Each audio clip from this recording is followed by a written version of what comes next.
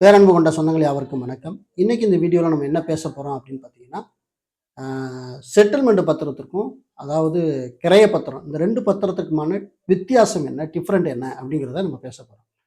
இதை ஏன் பேச வேண்டிய தேவை இருக்குது அப்படின்னு பார்த்தீங்கன்னா, ஒரு அரசியல் சார்ந்த செய்திகள் இணையதளங்களில் பகிரப்பட்டு கொண்டு இருந்துச்சு. என்னன்னு கேட்டிங்கன்னா, ஒரு வழக்கறிஞர், அந்த வழக்கறிஞர் அவர் ஒரு இன்ஸ்டா ஃபேமஸாக இருக்கக்கூடிய ஒரு நபர். அவர் என்ன பண்ணுறாரு, ஒரு ஒரு கட்சியுடைய ஒரு தலைவரை விமர்சித்து ஒரு வீடியோ பதிவு பண்ணுறாரு. அந்த வீடியோவில் சொல்லப்பட்ட விஷயங்கள் அந்த அந்த நிகழ்வை தான் நான் உங்கள்கிட்ட பேச போகிறேன். ஆக்சுவலி நம்ம கட்சி சார்ந்து நம்ம பேச போகிறதில்ல, அதை உறவுகள் விளங்கிக்கிறணும். நம்ம யாருக்கும் ஆதரவாளர்லாம் கிடையாது. ஆனால் ஒரு வழக்கறிஞராக இருந்துட்டு செட்டில்மெண்ட் பத்திரத்துக்கும் அதே மாதிரி இந்த விற்பனை பத்திரத்துக்குமான ஒரு வித்தியாசம் தெரியாமல் அவர் பேசியிருந்தார். அதனால தான் நம்ம இந்த வீடியோவில் உறவுகளாகி உங்களுக்கு செட்டில்மெண்ட்லாம் என்ன, அதே மாதிரி கிரையப்பத்திரம்னா என்ன அப்படிங்கிறத நம்ம தெரிந்து கொள்ள வேண்டிய அவசியமா இருக்குங்கிறதுக்காண்டி இந்த வீடியோ பதிவு. திரு எம் கே ஸ்டாலின் அவர்களை திரு சீமான் அவர்கள் சந்திக்கிறாங்க. சந்திச்சதுக்கு அப்புறம் எம் கே ஸ்டாலின் பணம் கைமாறுது, அந்த பணத்தை வச்சு சீமான் அவர்கள் தன்னுடைய மனைவி பேர்ல சொத்து வாங்கிட்டாருங்கிறத குற்றச்சாட்டு. ஓகே, இந்த சொத்து வாங்கினதுக்கான ஆதாரம் அப்படின்னு சொல்லிட்டு இந்த இந்த மேற்கொண்ட இந்த எவிடன்ஸ் அவர் வெளியிடுறாரு. ஆல்ரெடி அவர் சீமான் அவர்கள் வேட்புமனு தாக்கல் பண்ணும்போது அந்த அபிடவிட்ல காட்டியிருந்த விஷயத்தை அவர் எடுத்து என்ன செஞ்சாரு, காட்டியிருந்தாரு. இப்போ நம்ம இந்த டிஸ்பிளேல அந்த ஈசியோடைய நகலை நீங்க பாக்குறீங்க. இப்போ பெரும்பாலும் பார்த்தீங்கன்னா இந்த சொத்து எப்போ பண்ணியிருக்காங்க அப்படின்னு கேட்டிங்கன்னா, இந்த செப்டம்பர் 26, 2025 இந்த சொத்து பண்ணியிருக்காங்க. இதுல முக்கியமா என்னன்னு பார்த்தீங்கன்னா, மண்டலம் ராமநாதபுரம் மண்டலம், மாவட்டம் பார்த்தீங்கன்னா விருதுநகர் மாவட்டத்தில் இந்த சொத்து ரிஜிஸ்டர் ஆயிருக்கு.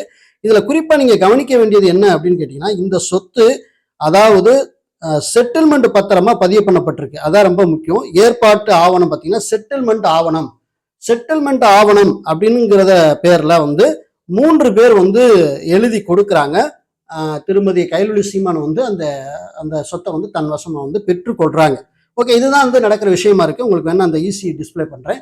இது பாத்தீங்கன்னா செட்டில்மெண்ட் பத்திரம் அப்படின்னு இதுல போட்டிருக்குது, கிரைய பத்திரம் கிடையாது. இந்த செட்டில்மெண்ட் பத்திரம் அப்படின்னு போட்டிருந்தாவே சந்தை மதிப்பு மட்டும்தான் உள்ளீடு செய்வாங்க.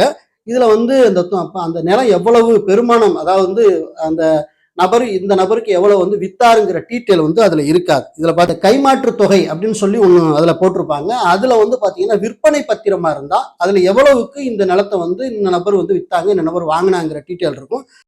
ஓகே, இப்ப இந்த செட்டில்மெண்ட் பத்திரம்னா என்ன அப்படின்னு நம்ம பார்த்துடலாம். அதாவது பாத்தீங்கன்னா, இந்த செட்டில்மெண்ட் பத்திரம் என்பது பொதுவாக குடும்ப உறுப்பினர்களுக்கிடையே இந்த பரிவர்த்தனை நடைபெறக்கூடிய ஒரு ஒரு ஆவணமாக இருக்கிறது. குறிப்பா பாத்தீங்கன்னா தந்தை, தாய், மகன், மகள், கணவன், மனைவி இவங்களுக்கு இடையில என்ன செய்யுது, டிரான்சாக்ஷன் நடக்கக்கூடிய ஒரு நிகழ்வு தான் இந்த செட்டில்மெண்ட் பத்திரம் அப்படின்னு சொல்லுவாங்க. இதை ஏன் செட்டில்மெண்ட் பத்திரம் இந்த மாதிரி பண்றாங்க அப்படின்னா, குடும்ப உறுப்பினர்களிடையே இந்த பரிமாற்றம் நடந்துச்சுன்னா குறைஞ்சபட்சம் பார்த்தீங்கன்னா சந்தை மதிப்புல 1% அதிகப்படியா 25,000க்குள்ள என்ன செஞ்சிடும் அப்படின்னா இது முத்திரைத்தாள் கட்டணம் முடிஞ்சிடும். அதுக்கப்புறம் பதிவு கட்டணம் அப்படின்னு பார்த்தீங்கன்னா 1%லேருந்து குறைஞ்சபட்சம் 4% வரைக்கும் தான் பதிவு கட்டணமே நிர்ணயம் பண்ணுவாங்க. சந்தை மதிப்பின் அடிப்படையில் பதிவு கட்டணம் நிர்ணயம் பண்ணுவாங்க. ஆக மொத்தம் குறைஞ்சபட்சம் பார்த்தீங்கன்னா ரொம்ப கம்மியான ஒரு அரசாங்கத்திட்ட பதிவு பண்றதுக்கான ஒரு ரூல்ல இந்த செட்டில்மெண்ட் பத்திரத்தை நம்ம போற்ற முடியும்.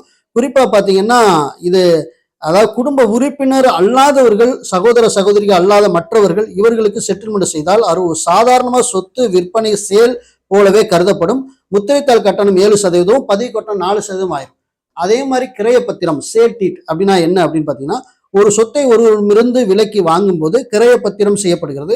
இதற்கு தற்போது அரசு நிர்ணயித்துள்ள கட்டணங்கள் என்ன அப்படின்னு கேட்டீங்கன்னா, இப்ப முத்திரைத்தாள் கட்டணம் அப்படின்னு பாத்தீங்கன்னா சந்தை மதிப்புல குறைஞ்சபட்சம் 7% இது சந்தை மதிப்புல இருந்து இப்போ 1 லட்ச ரூபா அப்படின்னா 7,000 ரூபாய்க்கு என்ன செய்யணும் அப்படின்னு பாத்தீங்கன்னா இந்த முத்திரைத்தாள் நம்ம வாங்கி ஆகணும்.